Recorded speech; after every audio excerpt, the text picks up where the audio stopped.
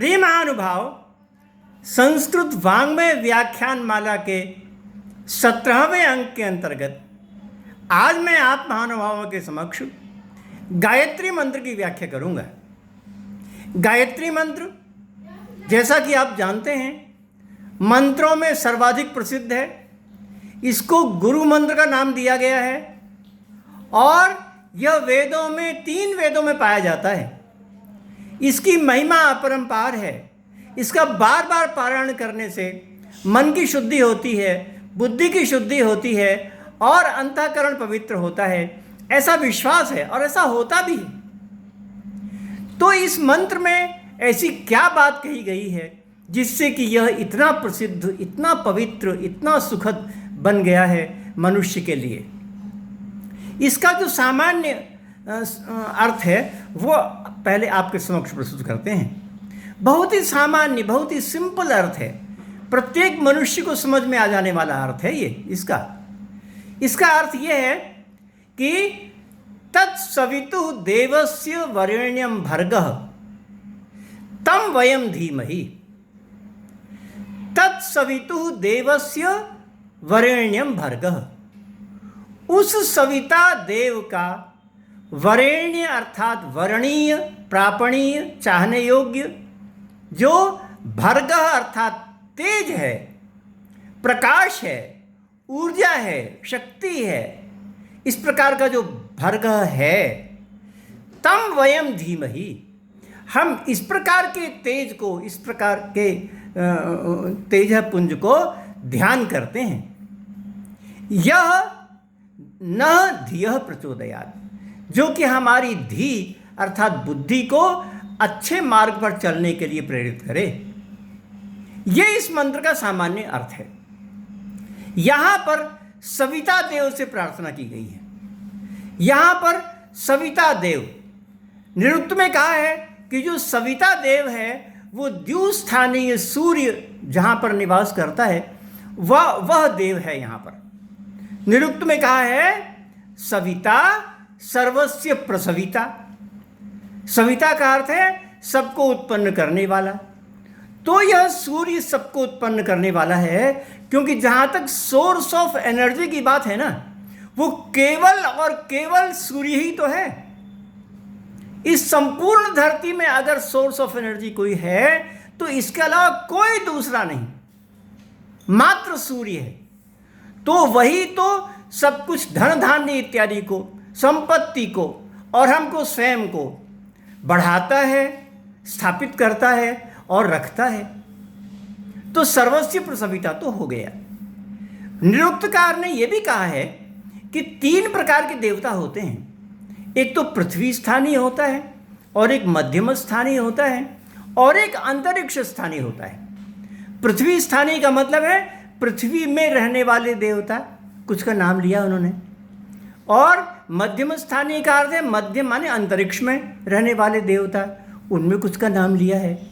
और द्युस्थानीय देवता, जहाँ पर कि सूर्य है वहाँ पर रहने वाले जो देवता हैं उनको द्युस्थानीय देवता कहा गया है।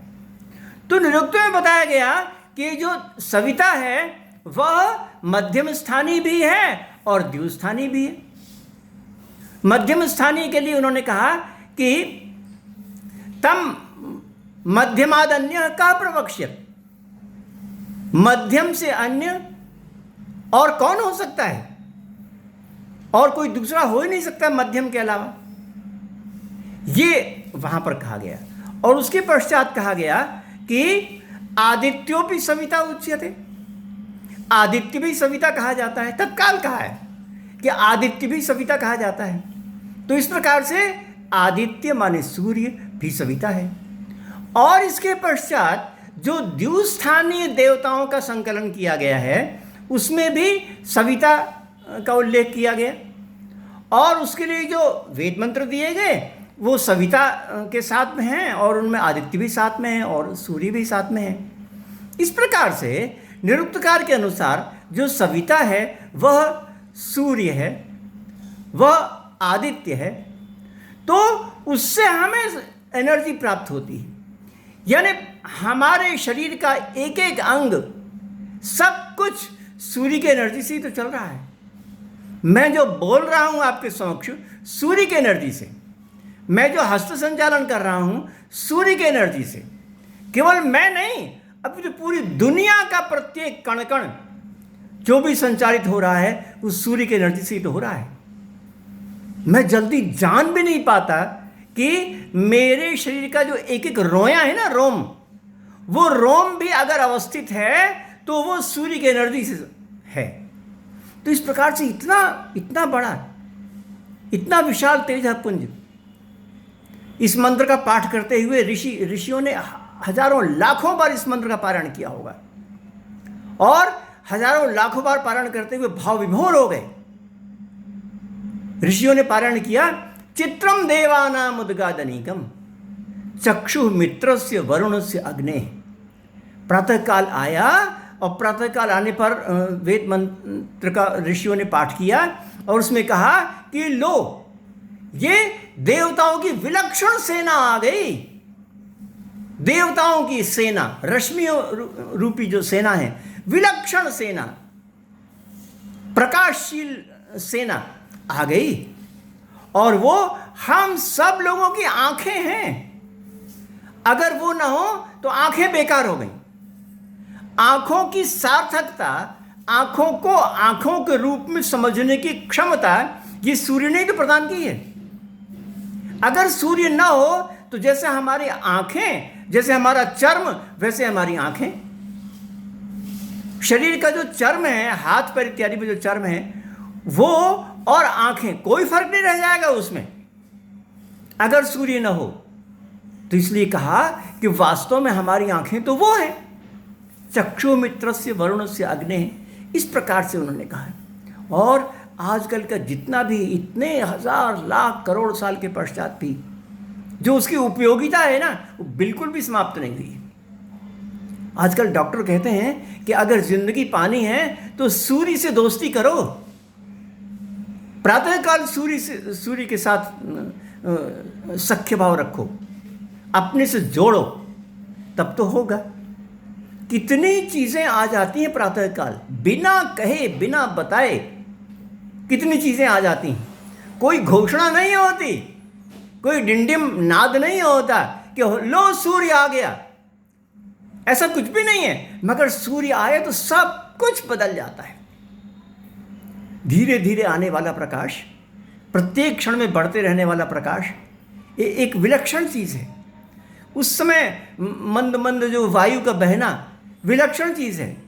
उस समय पक्षियों का उड़ चलना विलक्षण है। वेद में कहा है उत्पादयति पक्षिण, यानी जो सूर्य है वो पक्षियों को उड़ाने में गति देता है, वो सामर्थ्य देता है। उत्पादयति पक्षिण, तो इस प्रकार से वह सबको प्रेरणा देता है। अपूर्व शांति का जो समय है वो उस समय होता है। मन में पूरे दिन भर लगातार अशांति होने के पश्चात शांति की जो बात है वो सब कुछ उस समय मिलती है, प्राप्त होती है। विटामिन डी का सबसे बड़ा स्रोत है। डॉक्टर्स कहते हैं कि प्रातःकाल पूर्व दिशा में कम से कम आधा घंटा बैठने का आदत बनाइए।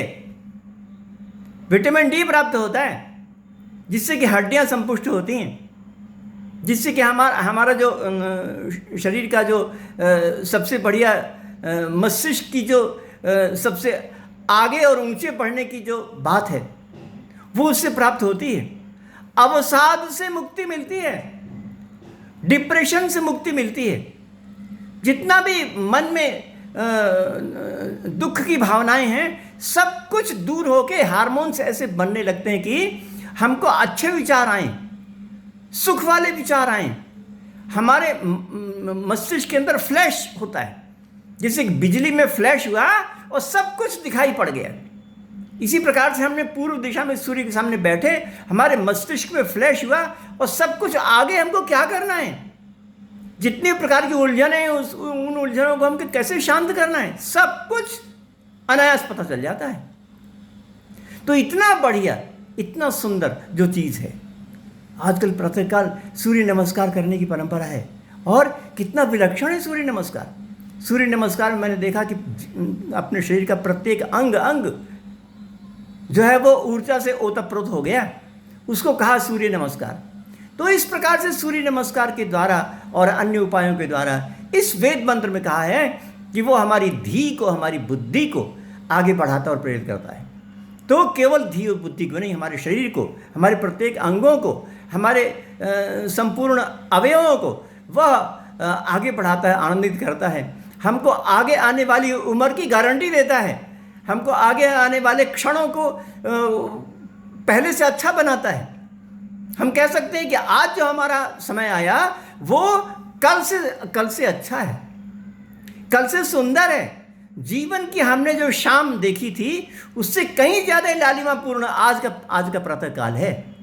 इस प्रकार की चीज़ हम सूर्योदय के समय देखते हैं। और इस सूर्य को इसीलिए ऋषि ने इतना सुंदर रूप से कहा कि वह जो सूर्य है वह उसका सूर्यदेव का महान प्रकाश है और उसका हम ध्यान करते हैं और वह हमारी बुद्धि को, हमारे शरीर को, हमारे मन को प्रेरित करता है, आगे बढ़ाता है, ऊंचा उठाता है, हमको आरोग्य देता है, हमको आगे बढ़ने की क्षमता देता है।